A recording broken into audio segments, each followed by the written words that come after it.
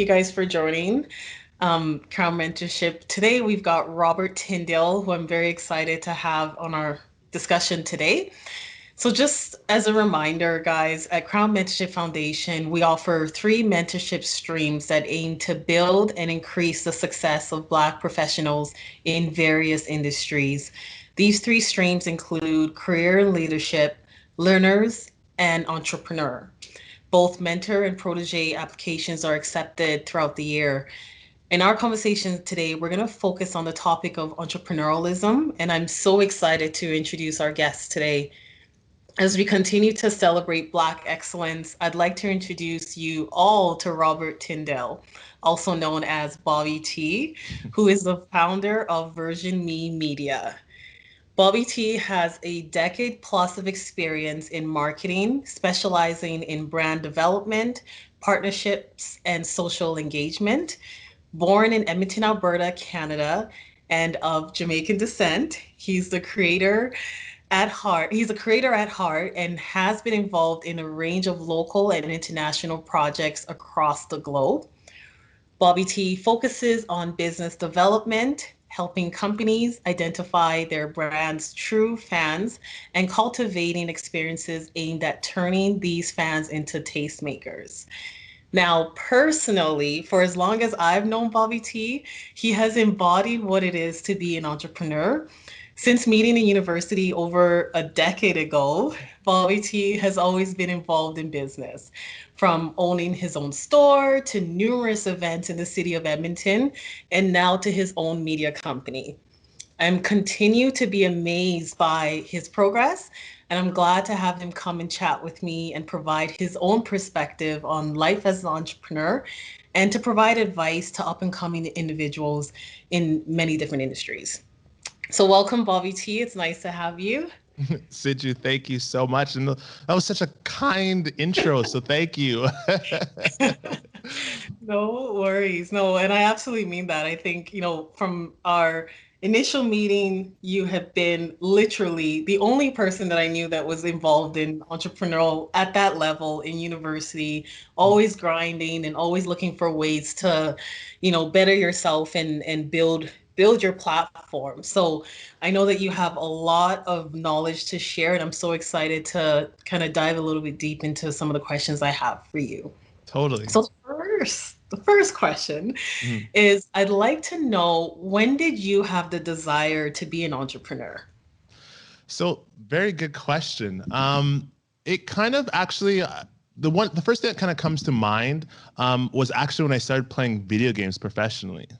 So during my junior high in high school, there was this thing growing called esports. And right now, we see and hear some of those headlines where you see video game players who are making millions of dollars, or even to how there's people signing all these contracts. Prior to all of that, I was part of this small little group who were just playing video games, and we were able to successfully get sponsored. And by getting sponsored and getting paid to fly around the world, and I've been to Monza, Italy, Korea twice, Paris, up and down the States, all across Canada playing video games, I didn't understand why I was able to do it. And then I found out it was because of basically partnerships and marketing dollars that came from big, giant companies that were inside that space of PCs and computers. Mhm. And then really that whole community of gamers, which is now, a multi-billion-dollar industry. And so seeing that unfold, I was exposed at a very young age to a lot of gamers who started making their own products, started making their own brands, and really started banking a lot of money. And then that's when I fell in love with marketing, which then kind of spread into entrepreneurship, because this was an emerging industry. This was a new space that had no blueprint, no structure, which made it very interesting to explore.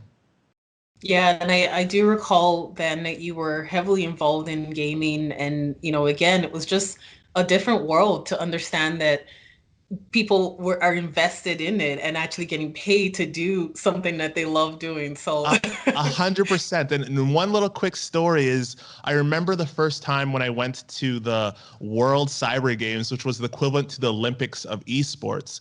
And prior to this, one of the head people that was managing Team Canada said, okay, everybody in the airport of Korea was like, get ready, put on your jerseys, and make sure you stand close together and just head straight to the cars. And I was like, what are you talking about? Like, what do you mean stay close? And what are we doing? And as soon as we entered out of the airport, there was a horseshoe of photographers and video teams and news people all taking pictures. And I was like, what is going on? And that was like a little bit of my first exposure to essentially a new industry, a new space, a new place that I didn't know existed.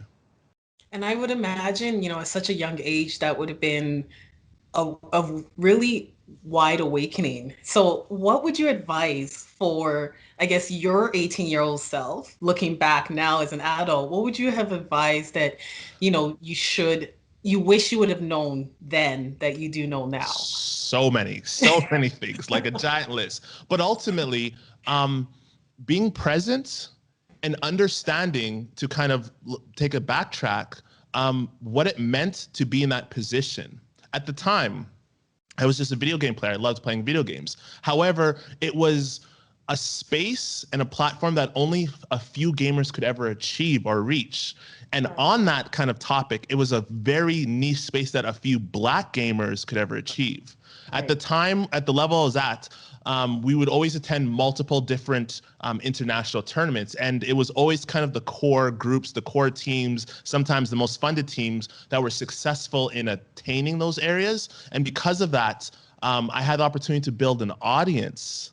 And at that time, I was so invested in just the game itself, I didn't really take advantage of sort of building that community, building that audience around me. And I remember distinctly, I had so many Black gamers that would hit me up, ask me questions, would kind of say like, hey, how did you get there? How did you do this team? And I would answer them, but I didn't fully respect or understand what position I was in at that time. So I think really being present and understanding it's a game of building community. It's a game of developing those relationships, because if I chose to go the route of having a product or a service, who's going to support me in that other than my community?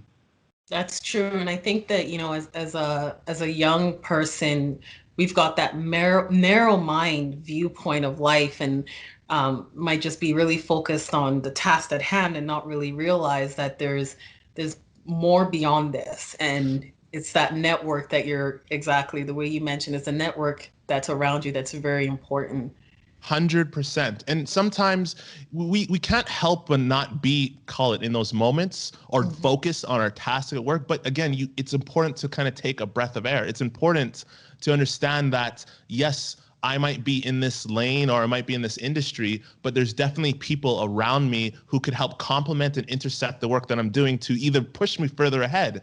And so it's fascinating to see that. And it just shows that in that world of, I guess, relationships, it can help kind of accelerate sort of hopefully the work that you're trying to achieve or the places that you're trying to go if you're sort of in that space.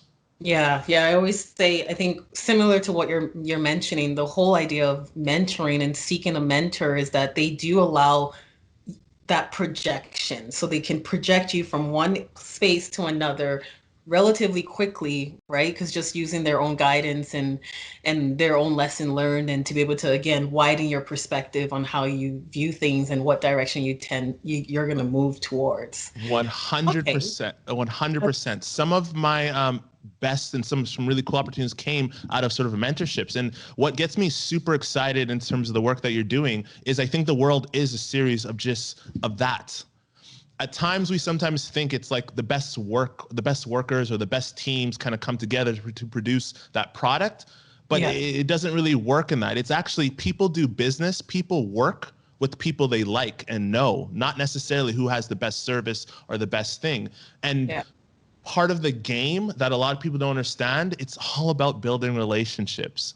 You do not know what someone's going to be doing tomorrow. By mentoring, I mean, if you look at it from kind of two perspectives, the mentor. The reason why most mentors start that process is they're trying to refine and connect deeper to the community around them, and hopefully find some talent to potentially bring on board with the work that they're doing, or point them to other individuals from other industries as, hey, this person's a gem, this person's gold, you should Yeah. work with them. And vice versa from a mentoree, their kind of value that they're bringing to the table is they're here to listen, learn, and hopefully help support, whether it's around work or whether it's around getting added perspective of connecting to a younger demographic, a younger audience, a niche group, a student, like, or whatever that might be. So there's always that ebb and flow of that relationship, and it's such a powerful tool when kind of used with the right framework.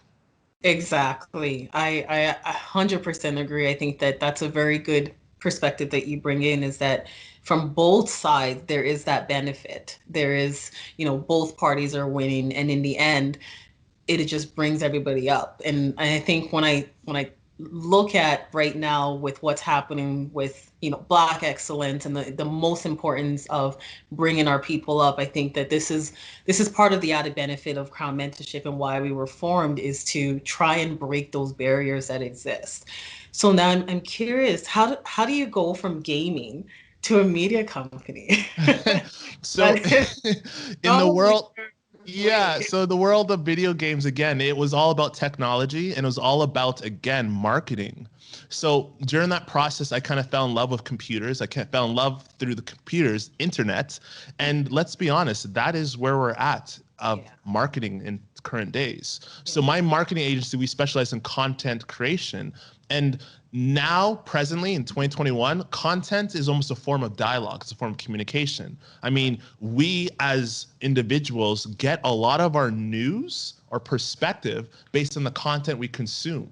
So really, going from video games, that kind of gave me the grassroots perspective of how much technology can, as to throw a cliche, disrupt an industry, disrupt a perspective of the world in terms of athletes, where there's, again, there's today higher, there's video game players and YouTubers who make more money than a professional NHL player or a professional NFL player or whatever accordingly. But if you kind of dial that back into sort of like the lower ends or the mid range or the more practical ranges, my gaming experiences allowed me to get perspective of how to use content for a better communication vehicle. It also gave me perspective of how, whenever there's an emerging platform, emerging space, how to utilize it. Some of the best, really tangible results or ways to market has been in video games, where what you've seen now happen is there's people who are creating certain pieces of IP, such as Travis Scott, who then went into last year, or I think 2 years ago, he did a concert within a video game platform. So imagine he took his IP and he's now Yeah. performing a concert in like a 3D space where there's all these crazy things happening, and it's within a video game space, and people are getting exposed to his music, getting exposed to his brand, which was just a phenomenal space. And I'm sure that deal came at a huge win for him on the brand perspective, but then on the dollars and cents. And Yeah. people are not understanding that these platforms that are coming out, whether it's in the esports space or even to just on the next tool on social media, whether that's on TikTok or whatever accordingly, there's so much opportunities. That's so true. That is so true. And it's so innovative for sure. Like, just to imagine putting a something like that Travis Scott could do and actually put it into a video game. Like, I've never seen anything like that. So that's very, very innovative, and kudos to him for that. So are you still, then it sounds like you're still diving into the gaming space, or you're still heavily involved in that part of it? Actually, you know what? I totally have like disconnected from that Yeah. space and industry, but I'm always paying attention. And because I'm always looking at things with a marketing like kind of eye, and Yeah. also to just a community eye, I use a lot of that nuances and space to then apply to other industries, whether it's around client work or even to my own personal brand of just producing more content, being a better storyteller, or just connecting to, I guess, a community in terms of the work I do, from non-for-profits all the way Mhm. down to just creating that next platform. Oh, that's awesome. So then what advice would you give someone who's looking to be an entrepreneur, but perhaps they don't know where to start, or there's just so much barriers in front of them that it's overwhelming. Where would you Oh, start? Yeah. you know what? The one thing I would make everyone aware, entrepreneurship is not for everyone. And Right. the reason why I say that is it comes with almost like a heavy weight on your chest every single day. Yeah. And what I mean, and what that looks like kind of the day to day is, I mean, nothing's guaranteed. Like you have the flexibility to kind of tackle different opportunities and challenges as you see fit. But what comes right beside that in terms of all that potential is really a lot of clout where there's no off, like you're always on. And so Wow. really, because of that circumstances, some people that get into entrepreneurship and they fail, it really hurts their self-esteem, or even worse, it deters them from continuing. Entrepreneurship is really a series of failures followed by one win, and then more failures followed by Wow. one slight win, and then maybe a few wins accordingly. And a lot of people don't understand that aspect. And to kind of throw a different perspective on it, in particular the Black lens, Black Mhm. entrepreneurs face a whole different other realm. And a lot of people don't understand, but like whenever there's, let's say, a meeting, and I have had so many conversations in meetings where people don't necessarily want to invest in the work I'm doing or the product. So I have to come with a whole different other tactic. I have to come with either an intro that someone introduced us in order for them to have a cosign on the work that I'm doing. Or number two, I have to inundate sort of that conversation with a lot of proof that I'm going to Yeah. be a solid individual in terms of accomplishing whatever task or goal or arrangement that you're doing.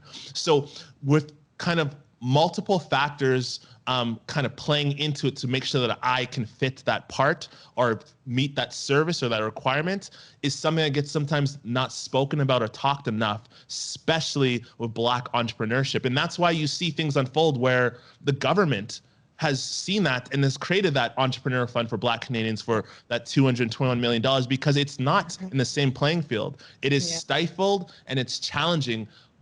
And there's really a lot of work that you have to do extra on top of that. That is so true. And I think, you're right, Bobby T. I think that not a lot of people speak on this. And I know that this is one thing that I have tried to be openly about, not only in the field of entrepreneurialism, but even just as a employee in general. Just navigating this world as a Black professional, you have to be one step ahead of your game, and whatever you think you're bringing to the table, multiply that by two, because there's just that much effort that needs to be brought forward, and your credibility can easily be erased, and for you to even build that up, it's tenfold. So I can appreciate how that transfers over, and even more difficult for an entrepreneur, because here you are, you're trying to seek funding, you're trying to seek, sponsors, and not having doors open for you is very challenging. So I can definitely Uh, uh, agree with 100% of what you're saying. yeah. So would you say, like, for what would be a way to break that barrier? Because I've got some ideas in my mind from a holistic perspective, just Yeah. as Black professionals in general, but I'm curious with your lens as an entrepreneur, what are ways to break that barrier? Relationships, get them going, get them established, and start having them from today. And what I mean by relationships, I mean try to, sure, network, but what I Yeah. mean by network is start volunteering, start Wow. offering your service for free, start getting stuff under your belt so that people can see the work that you're doing, start asking for just that opportunity and showcasing your work in terms of whether it's a field of marketing, whether it's a field of ABC. I think Yeah. it's really trying to get your foot in that door and provide your services for free. Too many times people get under this kind of framework that no, I will never work for free or provide my stuff for free, when that has been literally a little bit of my secret sauce. I have Mm, done and to this day do spec work for different companies, groups, organizations, just because I'm trying to build a relationship with them. And I yeah. understand that someone in this area that I'm doing free work, I'm hoping that relationship might lead into not necessarily work for them, but Yeah. they might say, hey, here's an awesome product, here's an awesome video, here's an awesome picture. This person did it for me. You should work with him. So Yeah. I think it's all about sort of doing that items, but because this is a level of entrepreneurship, Yeah. be prepared that that will not happen. Again, I have done so much work for pro bono, which resulted in sort of nothing in terms of what I received, but that doesn't matter. It's just part of the experience. It's part of the game. And through that, I've been able to hone down on my craft. I've been able to kind of fine tune a little bit of my skills. And again, I will continue to do spec work here and there, just depending on whatever comes on my plate.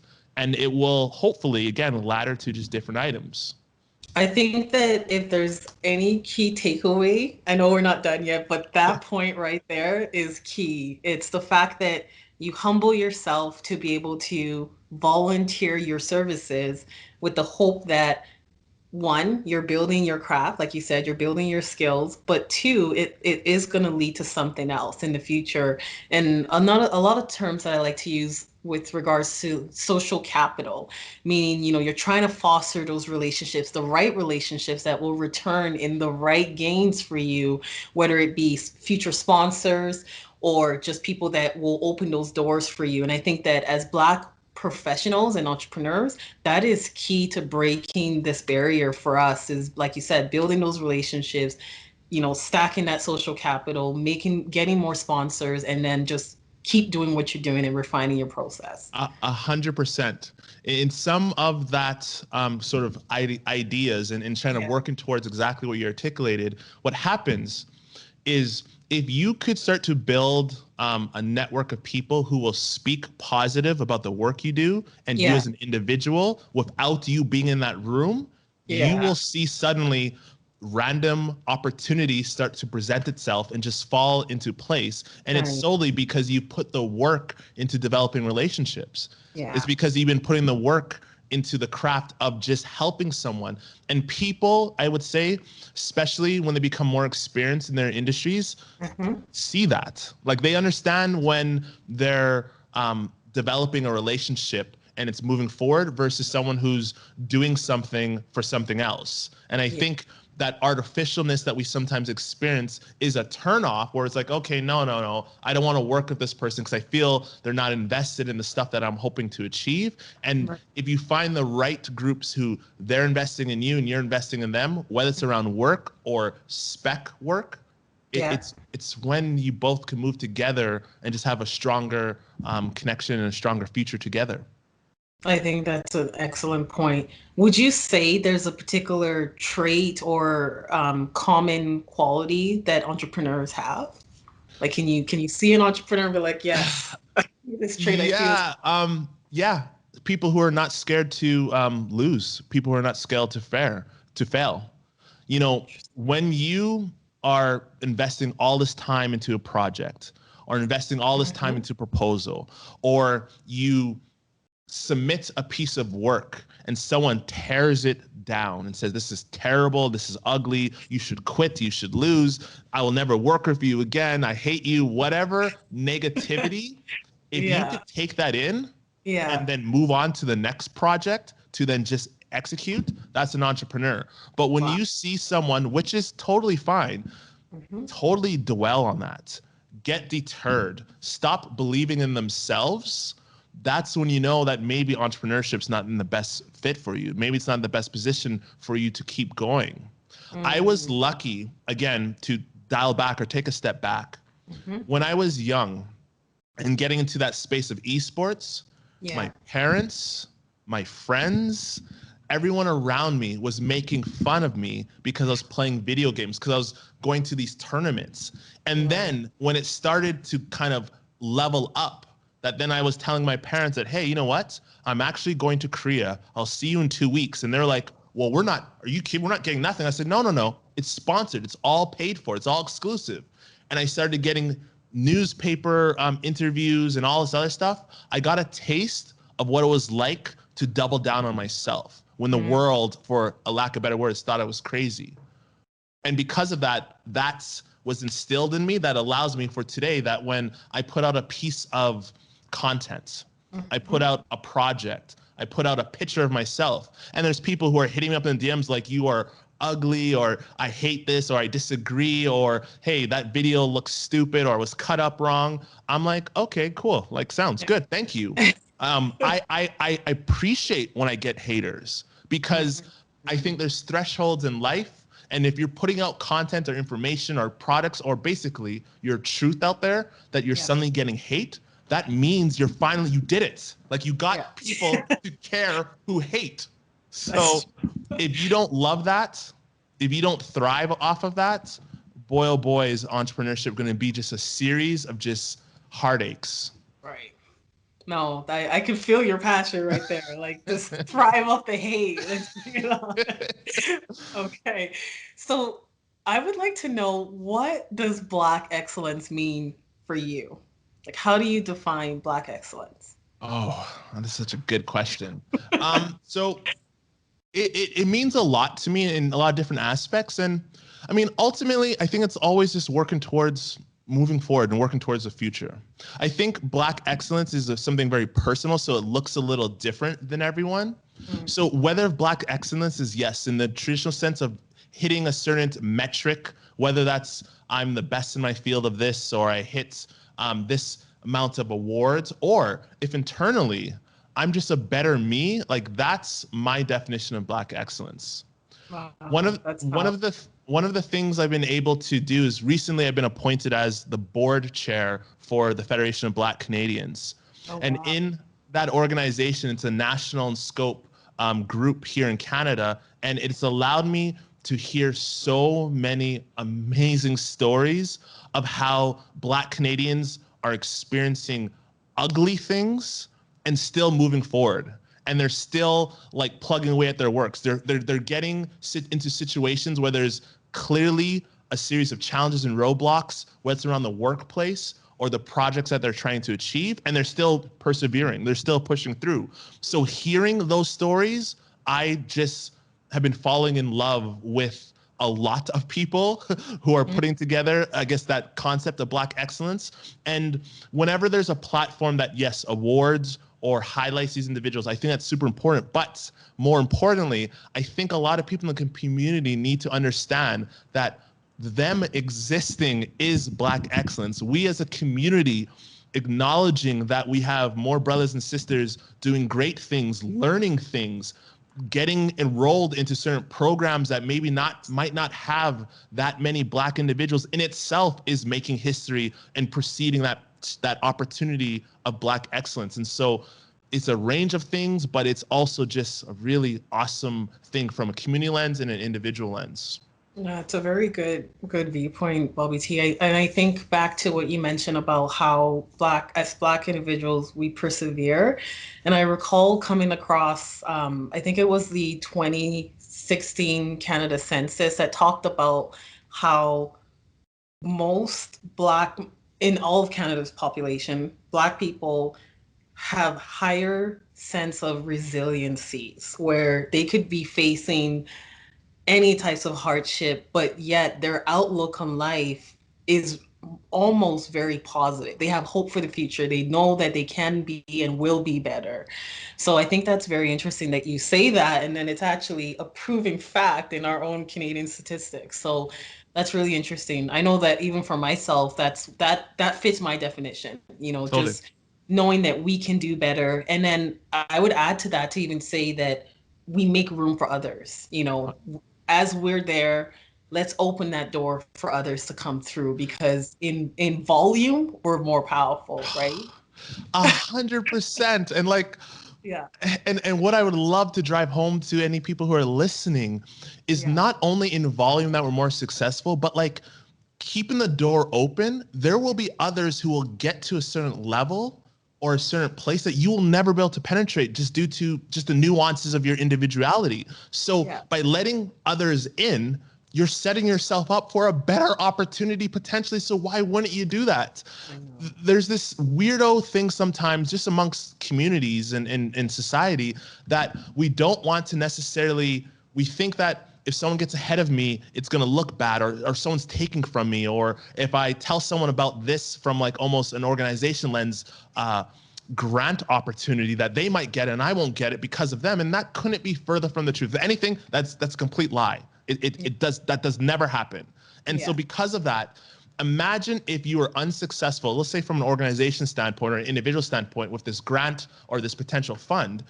yeah, Imagine if someone you knew beside you was successful and you can learn from them and you could Yep. figure out exactly, because you have that relationship with them, what did they put in there that made their grant better than mine? Would you give me that grant? Would you allow me that exposure so I can learn, so next year or the next quarter I can change those things? Absolutely. Or partner with them and then jointly build something bigger. Like there's just exactly, there's so much. I love working with people that see that viewpoint in life and nothing is a competition. We're all here to win. And again, the more Black excellence that's present, the better for all, in my opinion. Right. 100%. So I'm curious then, on the topic of mentors, who has been some mentors for you that you are so thankful for? I'm curious to know, like, as you've come up in your own walk in your entrepreneurialism, who are some of the mentors that you want to say So thank you to? I like to think I have a series of like mentors or coaches, and I always have degrees of them around me.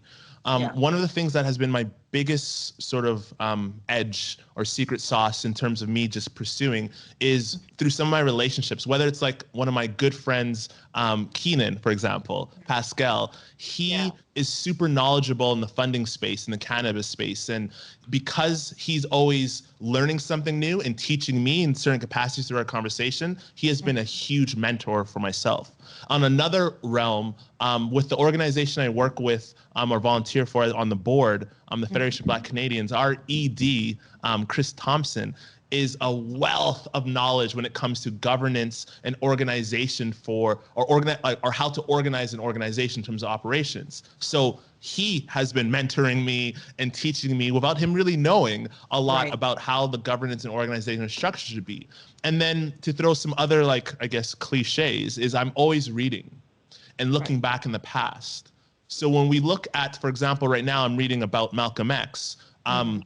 seeing what they did and seeing sort of their ups and downs in terms of their stories and trying to extract a certain message around either their train of thought or why they thought like that in that particular time, and then applying it for my present time has been a huge edge of understanding, call it society or government or the relationships with the interconnections of all above. And so Mhm. I try to have, call it my books of mentorees, the people in my life and other aspects. One Absolutely. of my other really great mentors has been actually my aunt and uncle. And my aunt is the honorary consul of Jamaica here in Edmonton. And by growing up, she's exposed me about heritage and the importance of knowing where I came from, which my background is Jamaican. So that Mhm. has given me perspective to make sure that me as a Canadian, I should understand the value that comes to the table and how I have just so much privilege as being a Canadian in Yeah. terms of I have options. I have literally anything I can do because of the internet or the work that I am doing. So I must respect that and take advantage of that, because she did not have that, nor my parents, nor my other aunts and uncles or people like that. So I'm really trying to be always conscious and aware of the present because it's That super important. that is awesome. That's awesome. I'm so glad. So, Bobby T, is there any last piece of advice that you want to offer folks who are listening as some key takeaways? I know you've dropped a lot of knowledge, but any last piece of advice that you'd like to drop? Yeah, really self-reflection in terms of what you want to do is super important. The world, and because of, again, the internet, that we're inundated with so much information and details, I think it's always important to double down on oneself. You need to ask yourself the hard questions and questions on a regular basis and write them out, like journal in a traditional sense, but ask yourself, what do I care about and why do I care about it? Or what do I want to do? Or what do I want to see come to fruition? Because that will allow you to get to better decisions quicker, whether mentorship, whether entrepreneurship, or whether if I just want to go to school becomes a factor. I think we sometimes look at our parents, societies, our friends, our neighbors, the people around us to almost give us advice on what we should do as individuals. And how could we do that? Like, who else knows us other than us? Yes. And because we know us the best, Yeah. we should be really trying to make decisions in that factor. And it's okay to fail. It's okay to make a wrong decision because we can learn from that and move forward and hopefully not repeat that same mistake. That's awesome. That's huge. That's a good takeaway for myself. I like the idea of self-reflection. It causes you to pause and think before you're quick to act. So thank you for that. I really appreciate that advice.